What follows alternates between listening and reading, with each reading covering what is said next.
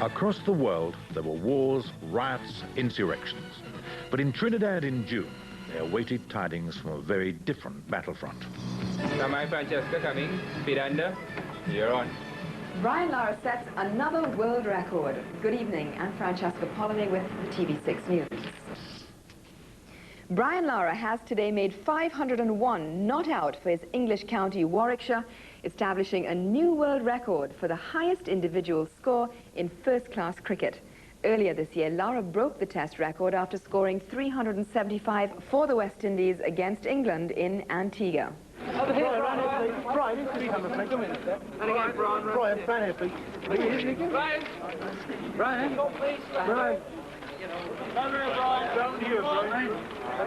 Brian, round here, mate.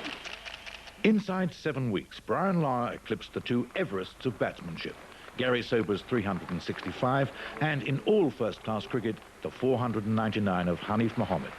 I tried to meet him in England this summer, but unfortunately I couldn't get through, and he was too busy, maybe getting money, counting money. Great shot. I think that people loves a winner, and I think that Brian is a winner. I think he plays the type of game, I think he's produced the type of cricket that people like to watch. And it doesn't matter which country you're in, you would enjoy Brian Lara, because he's the type of player that one will enjoy watching. The record has to be broken, and I'm very glad that the person who has done it, Brian Lara, who is a great batsman, and it was broken by a great player. This monsoon of runs had two consequences. Money on a scale unprecedented in cricket, £750,000 by Christmas. But with it came the strain. Commerce, the media, the fans assumed proprietorial rights, and Lara was new to it. I don't think I would ever realize how good I am until maybe the end of my career, because at some stage you hear Sir Gary Sober say, you know, I think this young boy is going to be one of the best batsmen in the world. How at 17 or 18 when he first saw me, how could he, you know, say something like that? I mean, it got me frightened, but it gave me the inspiration to keep going. What do these bats weigh? What weight? Around 2.8. 2.8? Yeah, fancy. That's a bit heavy, isn't it? It's good right weight for me, yeah. 2.7, 2.8. Terrific. Just past the 3. Just above by the 3. Between the 2-3. Back home in Trinidad, Lara was everything but canonized. An ecstatic government presented him with this prime site plot of land for some future palatial residence. The national airline awarded him 375,000 miles of free first-class air travel. Not to be upstaged, the island telephone company gave him 375,000 units of free phone calls. But the gift of all gifts had been bestowed 24 years earlier, a supernatural talent for ball games. I think from very young, you know, I play cricket with any instrument I'll get, anything that I can put my hands on, and I don't think that comes, you know, with practice or anything like that, just something that comes naturally. And something I'm very thankful of. And I think that it's a loan, you know, because it's something that can be taken away from you at any time. Such is his determination, had he followed another route, Lara might now be displaying agility like this for Tottenham Hotspur.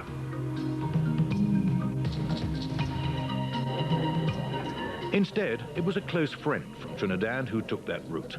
Dwight York came over to play on the wing for Aston Villa.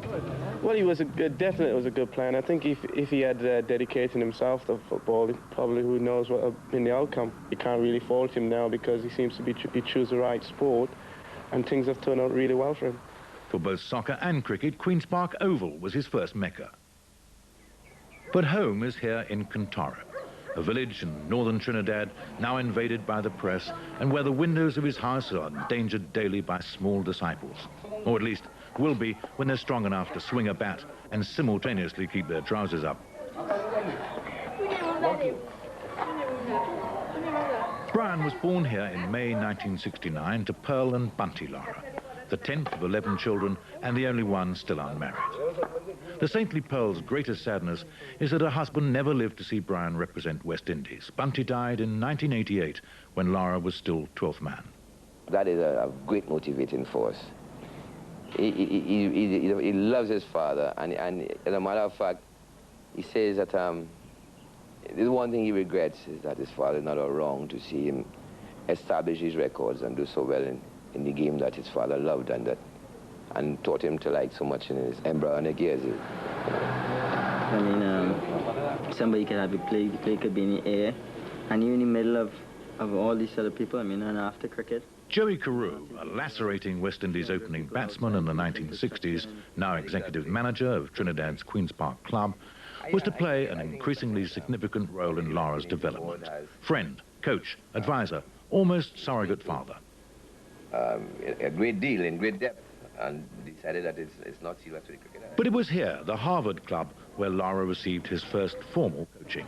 His sister Agnes had spotted a newspaper advertisement inviting enthusiastic youngsters to come along. I think I did all the inspiration for people to get me into the game from very young. You know, I remember playing cricket with anything, marbles, coconut branches, anything that I could put my hands on. And I think it was about age 6 that my sister saw it fit for me to attend a coaching clinic. And I never really lose any interest in the game. I also played soccer, but cricket was #1. And when I had to make a choice, you know, of course I chose cricket. And I saw it that way all my life.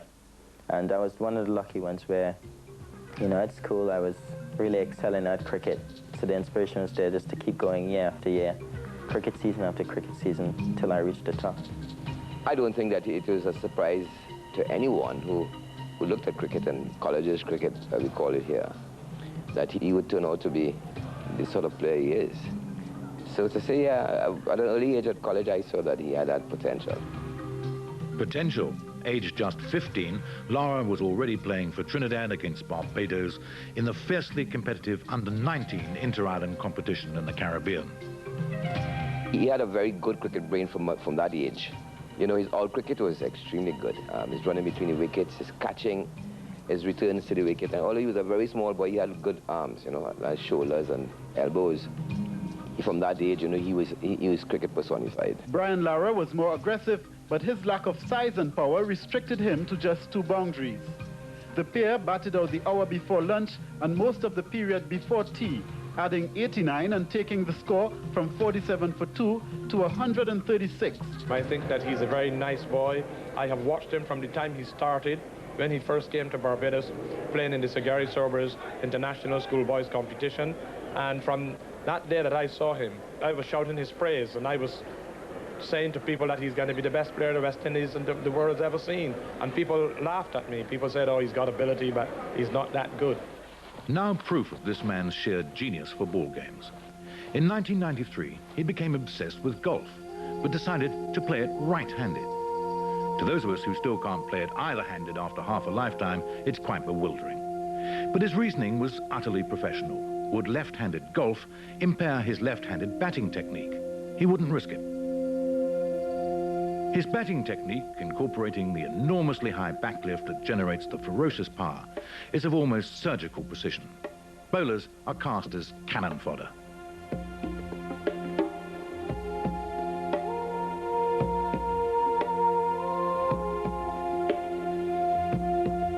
I think that he is the type of player that is always looking to hit the ball. He's always trying to get the bat behind the ball. He's always looking to score runs. His technique is good. His movement, he has good eyesight, and he picks the ball up early, and he's always in a position to play the shot. But I think that the backlift only emphasizes how quick he sees the ball and how quick he can get it down. And he picks it up so early that the backlift doesn't really restrict him at all. He hits the ball so hard. He's not a big fella, and he hasn't got a particularly heavy bat, but he hits the ball so hard because he has a very high backlift and very fast hands. He gets the bat down quickly, which is going to generate power. You look at other batsmen try and do that, and they'll swing themselves off balance and they'll fall over. And Brian swings the bat that hard, but maintains his style and his technique in doing it because he's got such balance. His footwork is so good, and his balance is that of a ballerina, probably. Who was snapped more times in 1994 than Princess Diana? Brian Lara. Graham Morris, a renowned sports cameraman, followed him around the world. In one innings alone, the record-breaking 375 in Antigua, he was forced to photograph him more than 700 times. One way is very easy. because obviously he stays in for a long time, so you get more goes at it. But it can be hard work. It can get through a lot of film. He's got such a high backlift that every shot he plays, every ball he faces, he looks like he's going to hit it out of the ground. It all happens so quickly. Trying to photograph him, you've certainly got to be on your toes. The genius was a birthright, the technique acquired.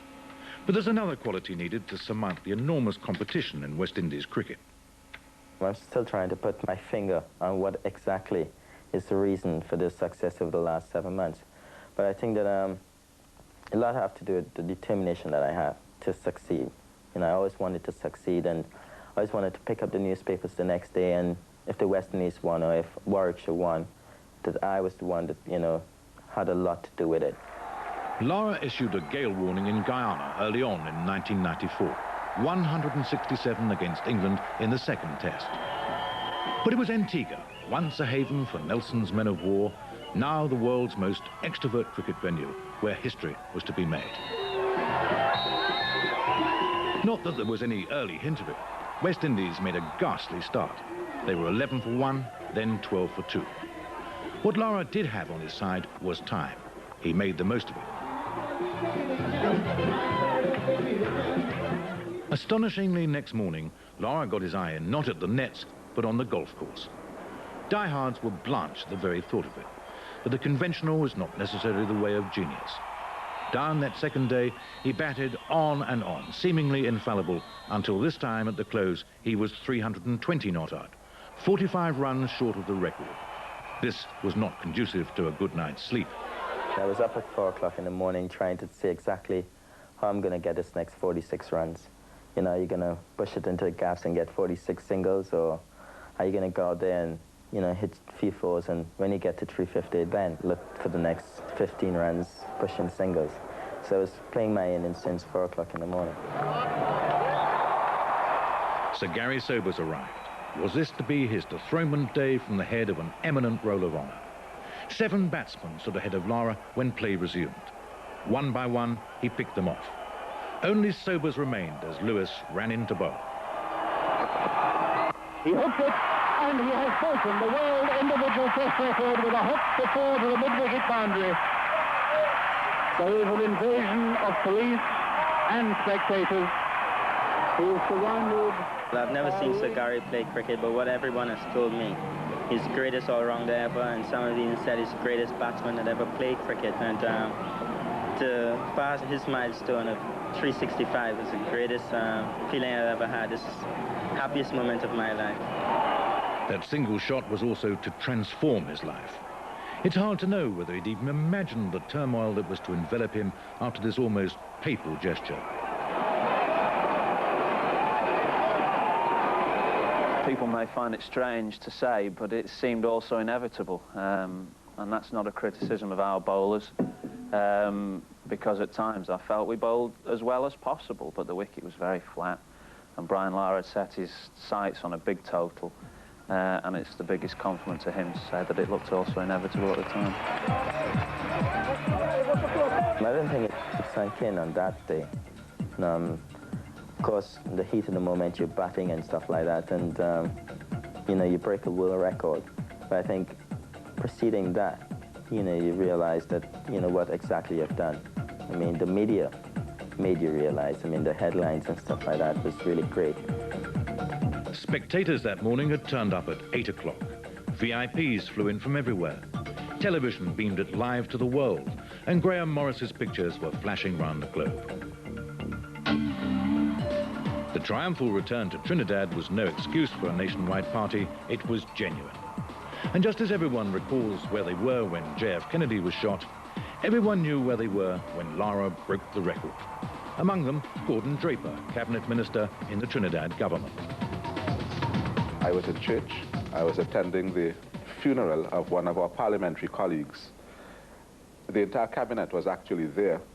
And while we listened to the scores as we went down to the funeral, we were actually in the church when he scored the runs, and we were getting the scores passed in to us from the security, so that we kept abreast of it, although we were taken up with the funeral at the same time.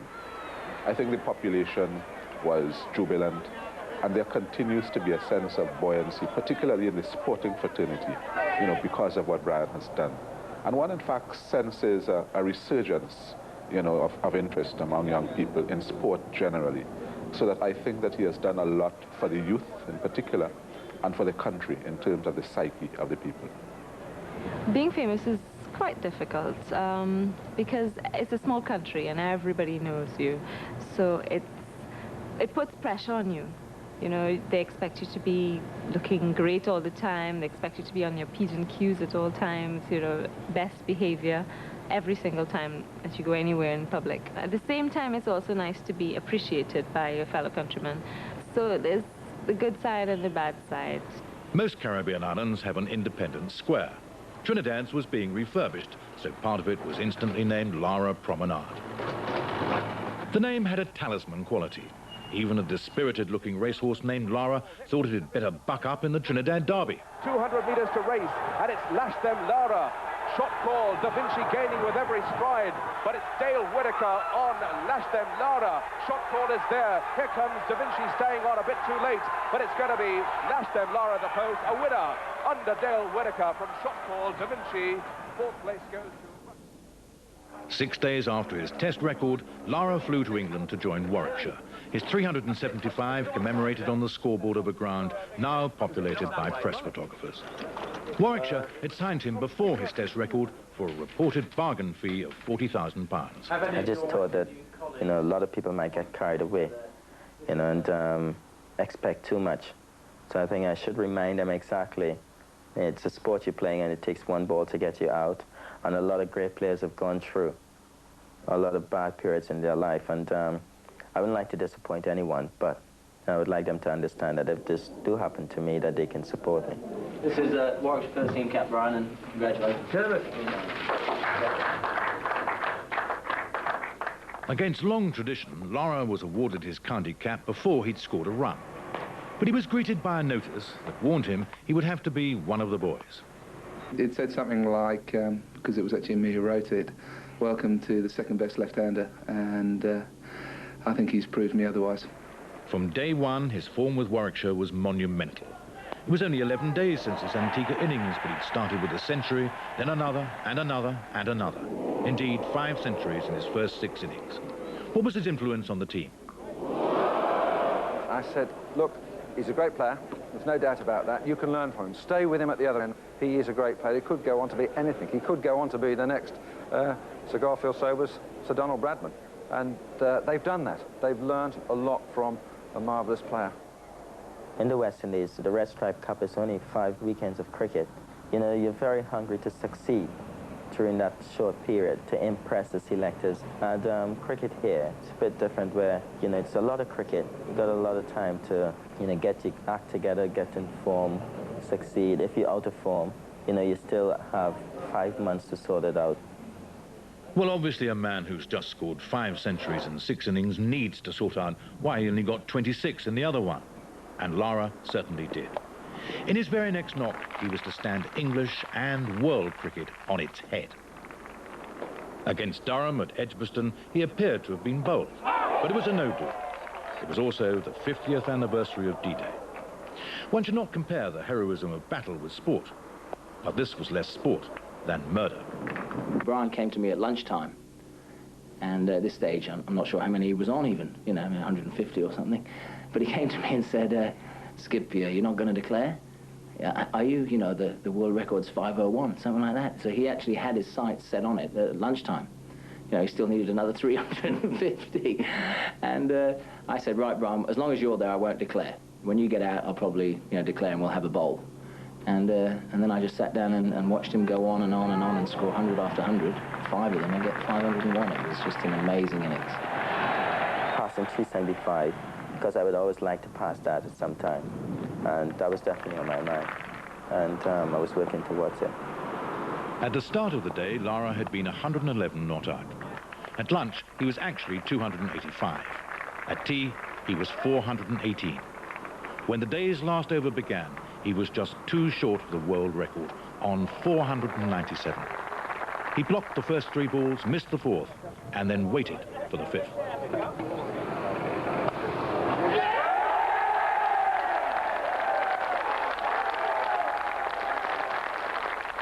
501 not out, the highest ever score in first-class cricket. He was 3 hours faster than Hanif had been over his 499, and he'd broken 21 other records along the way. 499 was broken, so 501 will be broken, but let's see after how many years, because my record was broken after 35 years, and this one, 501, records has to be broken, I think, and it's good for the game. As scorer for Warwickshire and England, Alec Davis had audited both great records, a little matter of 876 runs for once out. What staggered everyone, particularly his colleagues, was that Lara was so infernally casual. I admire that he can turn up sort of half an hour before a game and walk out and score a superb 197 like he did against Curtly Ambrose at Northampton that time. He's not the most punctual of guys, but when he comes to the wicket, he's the most determined and forthright individual you'll ever see, and he's certainly the best player I've ever seen, and this year has been a great benefit to me. But Lara's feats attracted something else, money. He flew back to Trinidad to make a television commercial for a brand of bitters, the first of a maelstrom of endorsement engagements on both sides of the Atlantic. Lara, the city whiz kid, or at least that was how the photographers portrayed a young man whose knowledge of the marketplace is tenuous, to say the least. It was claimed his association with an investment company was worth £100,000. Another lucrative deal was the new Lara 501 T-shirt. But what were these companies getting for their money?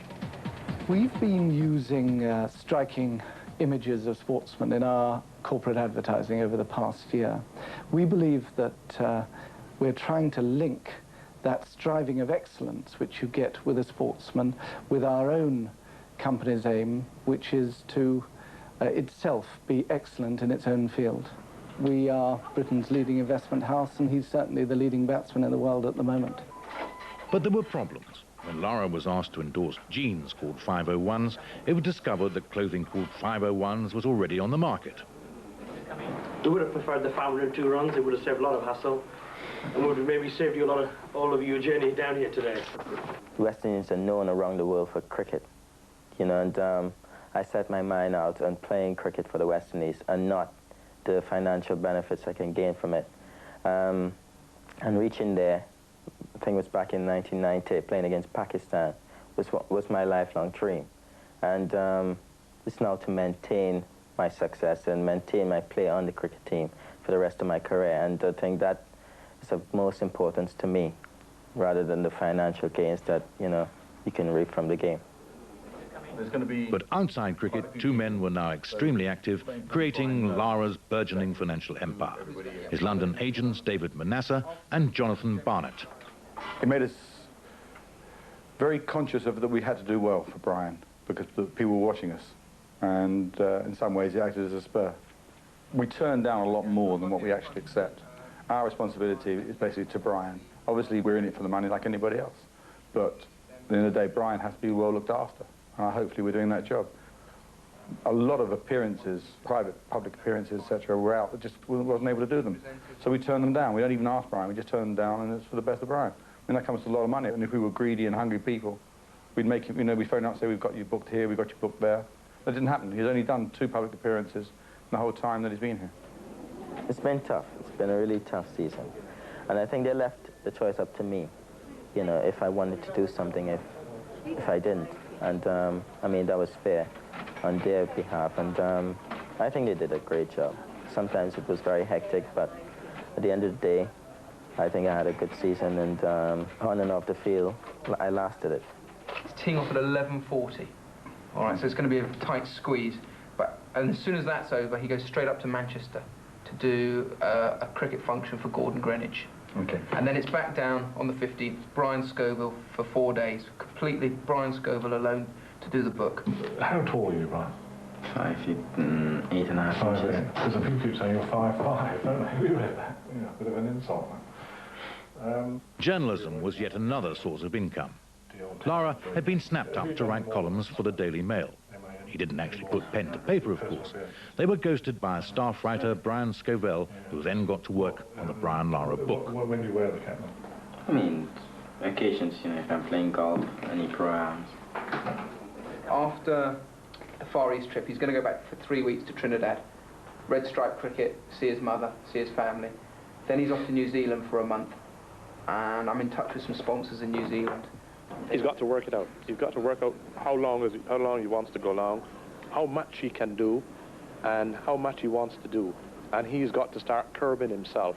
I don't think that any manager or anyone can tell him. And he's got to start thinking, now, how much can I do? Can I do that? Can I not do this? And say to his manager, whoever he is, look, I think I've been doing a little bit too much. I need to quiet down. I need to slow down a little bit and save a little bit for later on. Otherwise, he'll burn himself out and he'll make a lot now, but in 4 or 5 years from now, he'll be finished. But Lara was now an industry. Back in Trinidad, they were fashioning Lara gold bat necklaces. No, I'm not a millionaire, that's for sure. But it's nice to play a sport or to have a job where you enjoy it, yet you can make a living out of it. And, you know, I enjoy those both aspects of it. And hopefully at the end of my career, you know, I'd have a nice and simple life and something in the bank that I could depend on. Have you actually thought about what you wanted to do after cricket yet? I know it's very early. Play golf. Brian Lara, Ian Botham, Sir Garfield Sobers at a Pro-Am golf tournament. Gary Sobers, a greater all-round cricketer than Lara, had earned a knighthood, but financially a pittance. Lara's men, meanwhile, were raking it in like croupiers, on his behalf and for their own percentage. But dark clouds were looming. The world was closing in on him. Suddenly, he was vulnerable and nervous. He was accused of dodging the column, not fielding when he should have done. The plain truth was that for the moment, Lara was utterly exhausted. I accept what has gone on, but I would always maintain that, you know, I'm one who would never shy away from feeling. I like feeling. I've captained a lot of teams and I've had to spend a lot of time in the field. I must say, though, that feeling becomes very boring when you're not doing anything. I only bowled 17 overs this year and stuff like that, but I don't think that is enough reason for me to keep coming off the field at all times. If you watch him in the field, you can see the enthusiasm, the way he runs around the field, the way he picks the ball up, the way he throws it, and you can tell he's the type of player that enjoys his feeling and enjoy the game, and he will never shirk. But as I said, if I had a player that was making so many runs, I would like to keep him off the field. I would even find ways of trying to get him to sit down in the pavilion and have a rest so that he can go and bat and produce the kind of innings that he's been producing. Another worry was the mail piling up in his apartment. In there was a royal invitation, only opened after its pass-by date.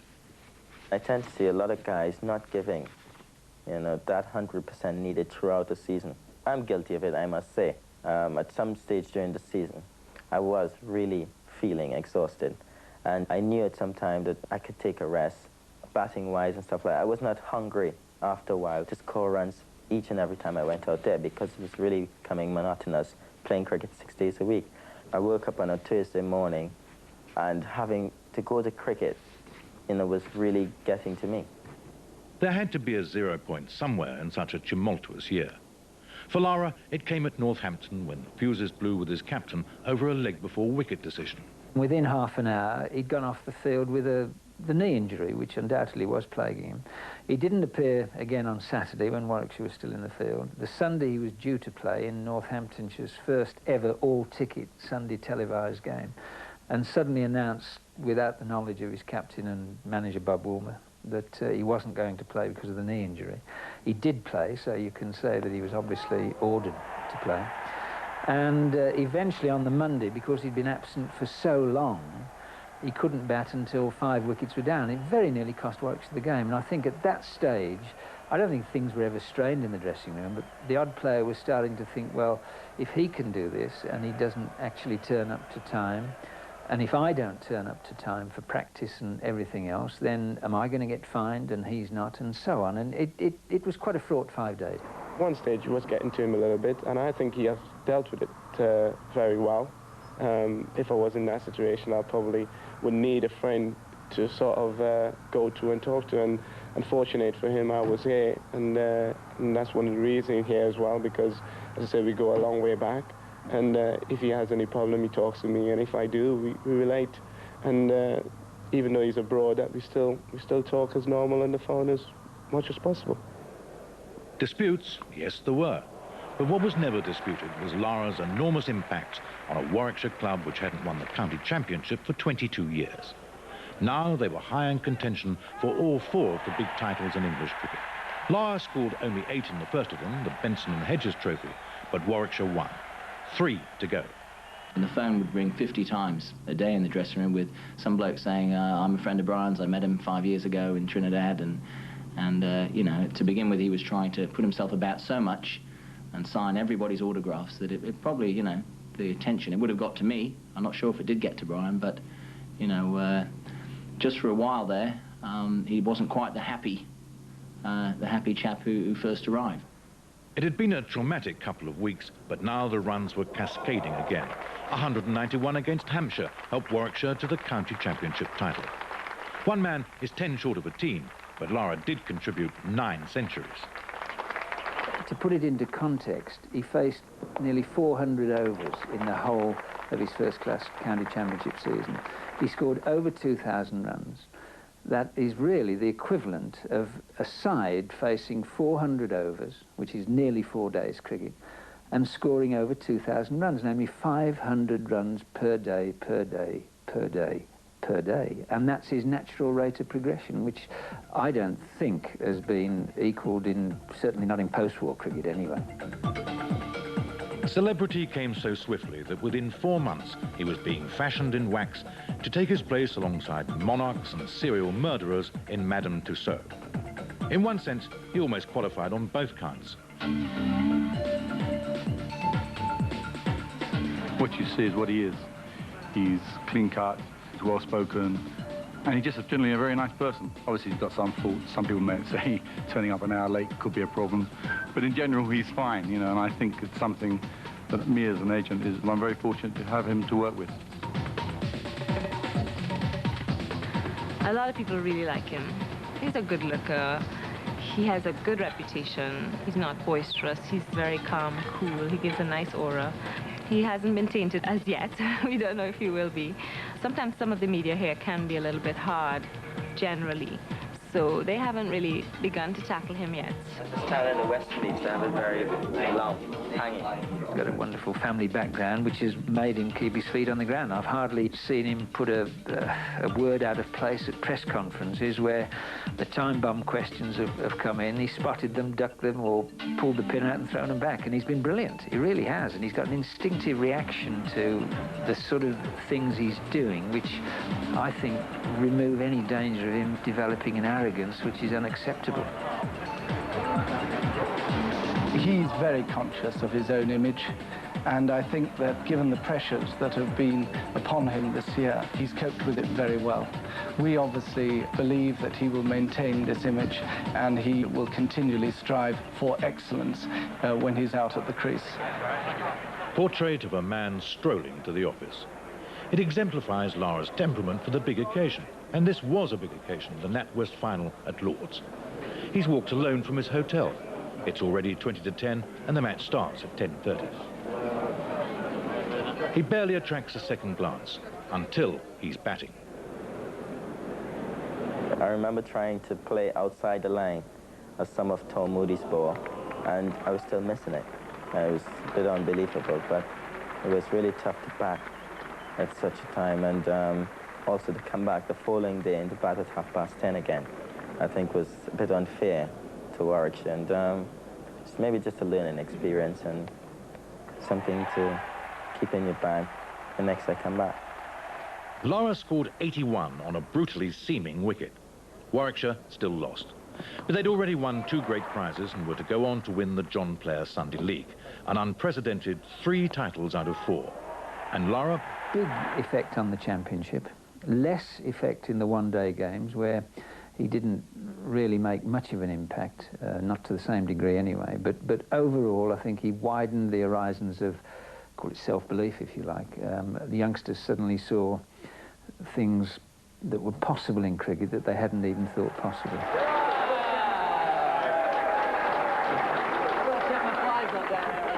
But Lara's influence extended even beyond runs and records. Warwickshire were also celebrating an inspired investment. We're now rising 9,000 members. Lots of people have been signing on at the end of the season just to see the last few matches because we've kept going in every competition. So he's increased our membership. He's increased our gates. I would say that every day's cricket at Edgbaston, we have doubled our gates. So if it's been 2,000 on a Monday for a championship match at Edgbaston, it's been 4,000. We've had tremendous crowds on Sundays. We've had 10,000 people coming through the gates, which has been marvellous. And obviously, the success of the side has helped as well as Brian Lara. I thoroughly enjoyed my year, and I want to say that I will be back here in 1996.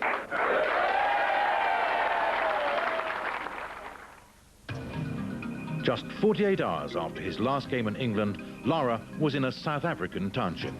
Nothing ever happens too fast. I think that, you know, the position I find myself in now, I'd rather be in this position than, you know, to be in any other position. And it's just something that I have to deal with. It's a lot of success, a lot of hype, a lot of media pressure, public expectation, and something that I feel I can strive on. Nothing that make a monster out of me. In these ghettos of the apartheid years, generations of potential cricket talent went untapped. Lara, black, brilliant, unprivileged, was the man to show them how. But he wasn't the only famous cricketer here.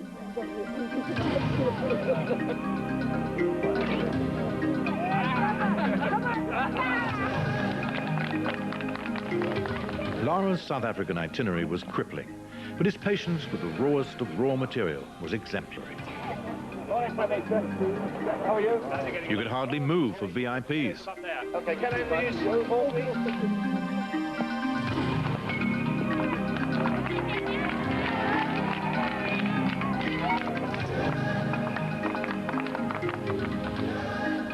Barely 2 years earlier, most West Indian cricketers wouldn't have been seen dead here. But at a lightning political stroke, the sports boycott was over. Now, led by Lara, the world's master craftsmen are coming. Yes, they are thinkers, and he's a very great sportsman. If the youngsters learn to play cricket remotely as well as Brian Lara, or love it remotely as well as Brian Lara, they'll be very lucky youngsters. It was clearly John Major's batting which made the greater impression on the establishment Star newspaper. But it was Lara who was setting Soweto alight. Well, he wasn't the first man to have done that, but this time the motive was entirely peaceful. Oh, he's one of the best there is, isn't he? It's the sheer, it's his backlift that I found fascinating. And he clearly sees the ball very early in flight and hits the ball to all parts of the ground. He's a joy to watch. Thank you very much. And I fear we'll be watching all too much of him when the West Indies are next playing England. Thank you.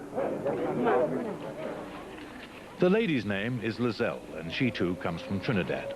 But Lara keeps his personal life intensely private.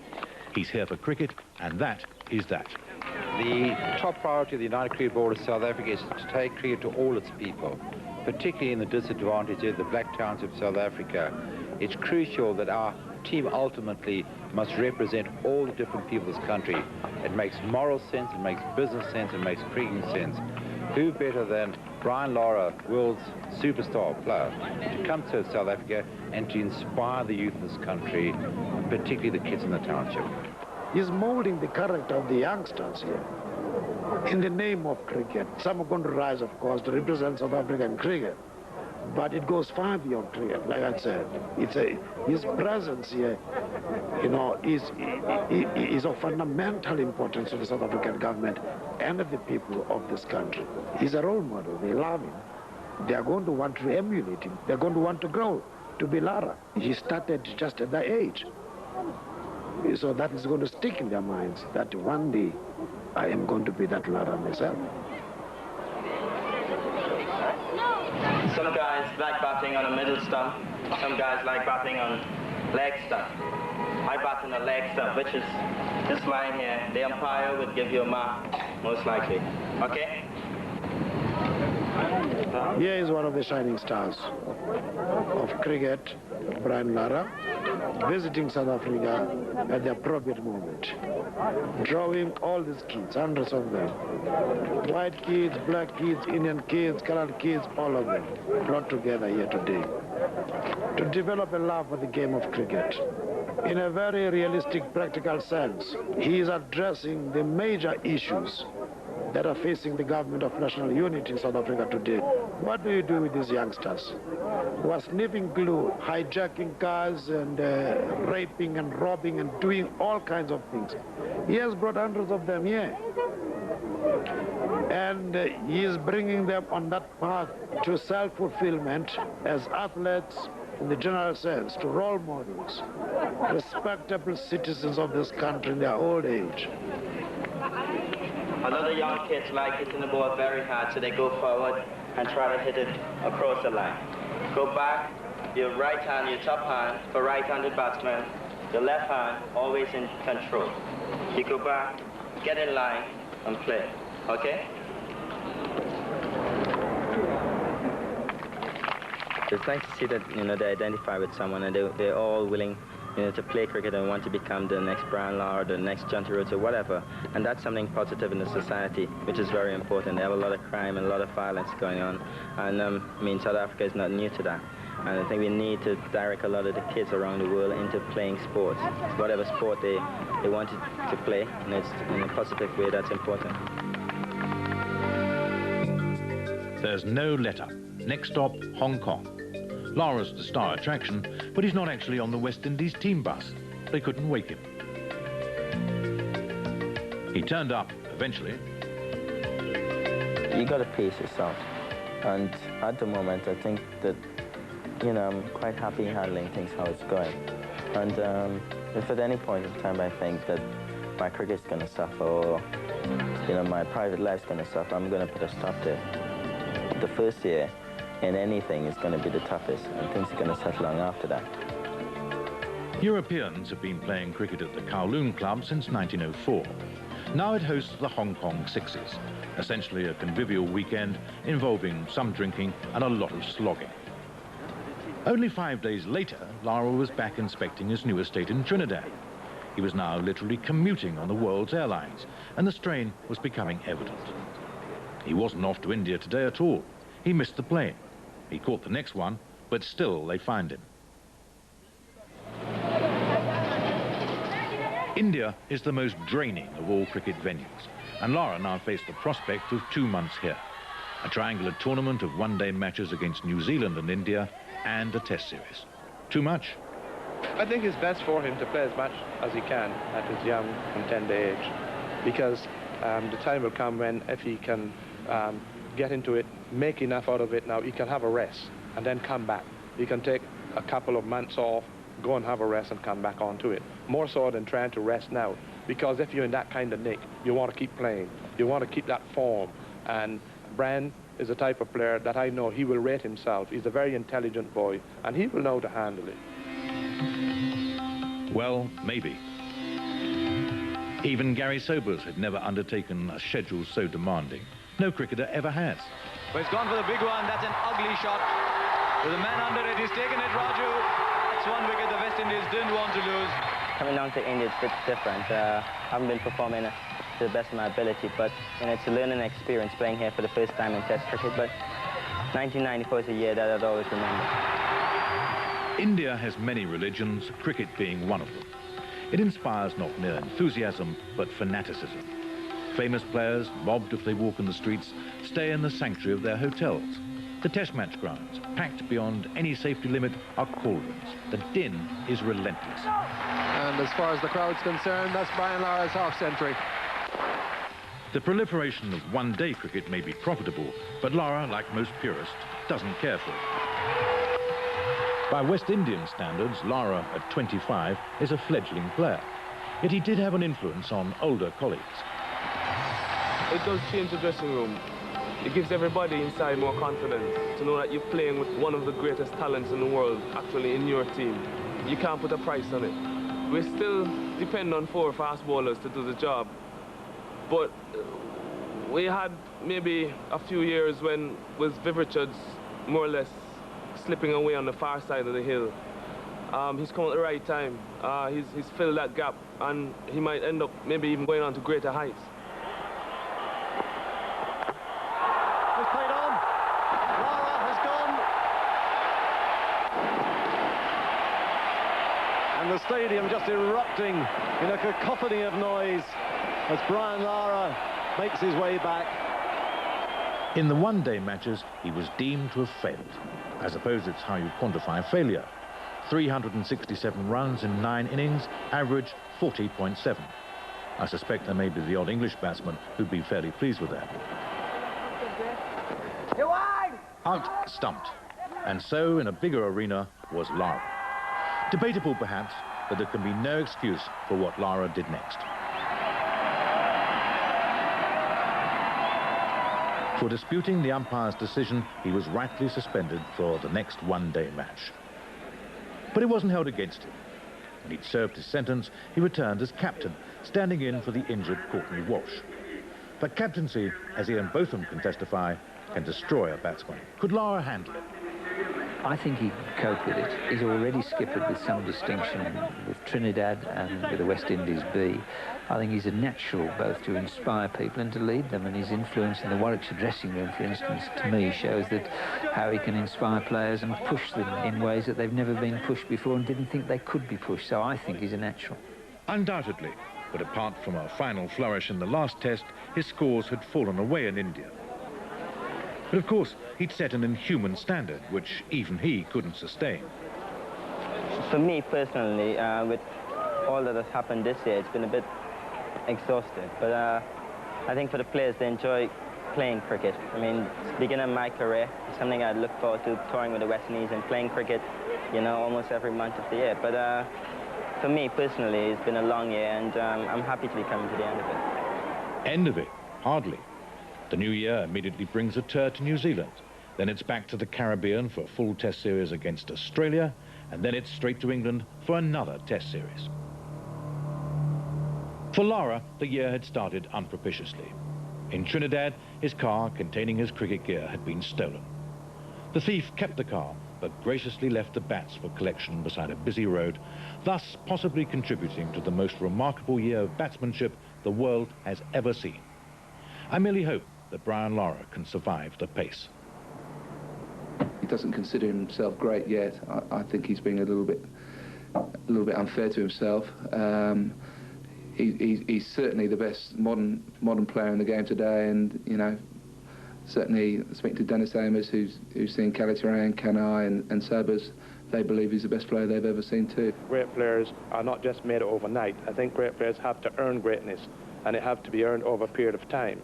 Brian have had a lot of success, and he's still potential, but I think that he will continue to be a great player, and I'm not surprised at his success at all. I've never seen Sir Gary play cricket, but every time I pick up a cricket book, you know, you saw his statistics and stuff like that, and you realize that, you know, he was one of the great cricketers that ever lived, the great all-rounders, and coming from him, it's really frightening, because I haven't done anything yet to, you know, to prove him right yet.